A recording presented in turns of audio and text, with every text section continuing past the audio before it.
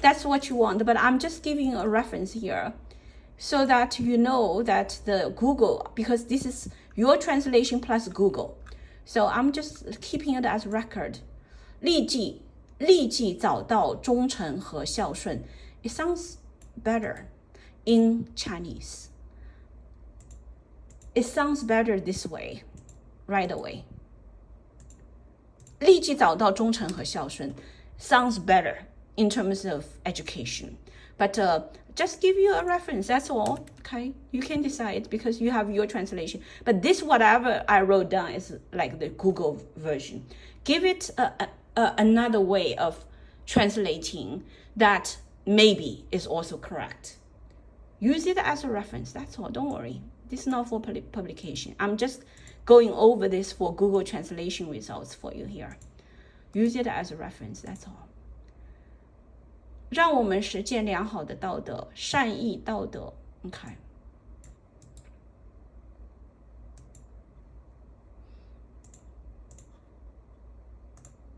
Chinese version, if you teach people,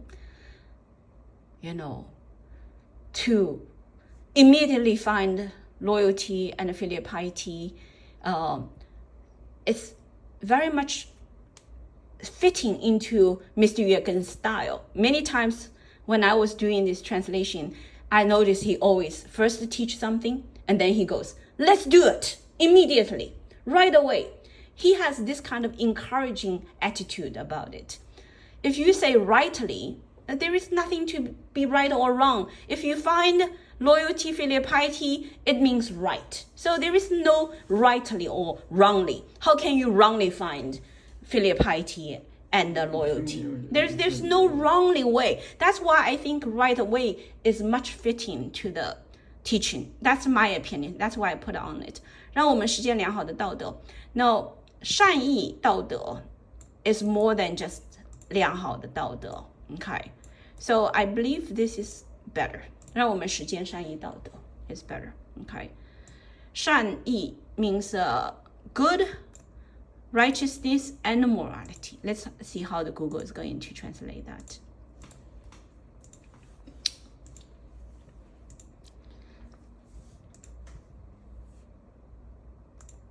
Let us practice kindness and morality. Much better. Okay.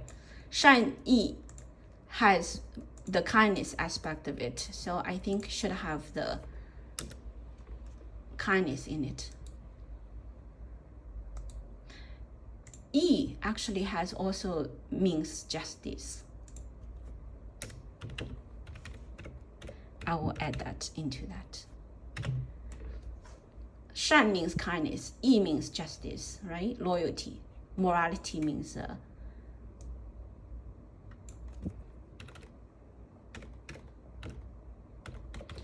this is more likely.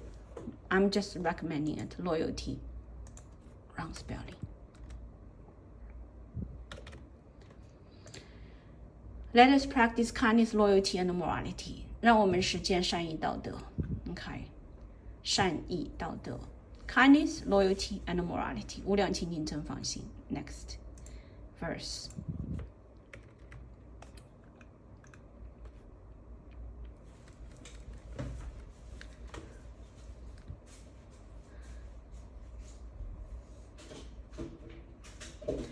Okay, the verse. That's again the same thing. You ready? Come. 教而善教，学而信学。教 means teach. 善 means kind. 教 means teach. 教, if you're gonna teach, you teach nicely. 学, if you're gonna learn, then you have faith in learning. If you're gonna teach, teach nicely. If you're gonna learn, learn with faith.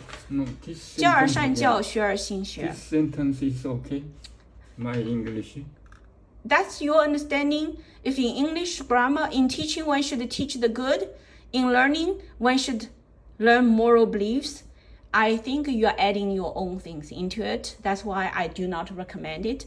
When I translate, I only translate surface.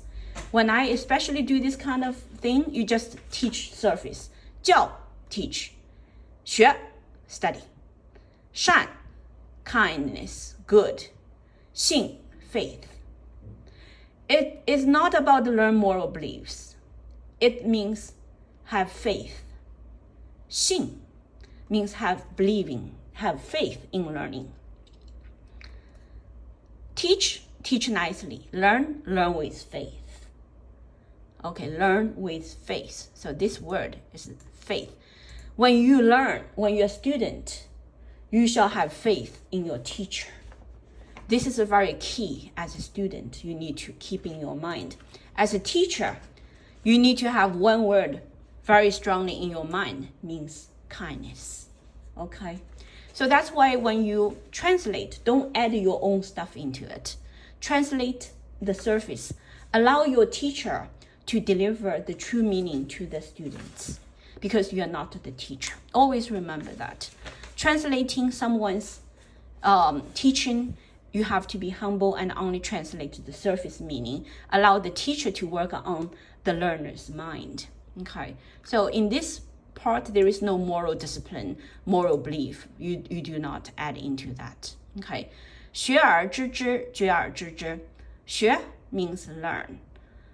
Then of 知 know. If you learn, you will know. 觉 means enlightened. If you enlightened, you will know. But that's different kind of knowing. So you can learn the knowledge from learning, the knowledge from enlightening. 知 means learning, know it, know something. Okay, the knowing from learning, the knowing from enlightening. If you learn, you will know. If you enlighten, you will know. So there are multiple ways of translating it. It's all correct. But the key for the people who doesn't know the Chinese language, especially 文言文, you translate word to word. So people will be able to meditate over it and also pronounce it. That's why I say 深得到 students must learn how to pronounce the Chinese characters properly and know the meaning of each Chinese character properly. That's essential.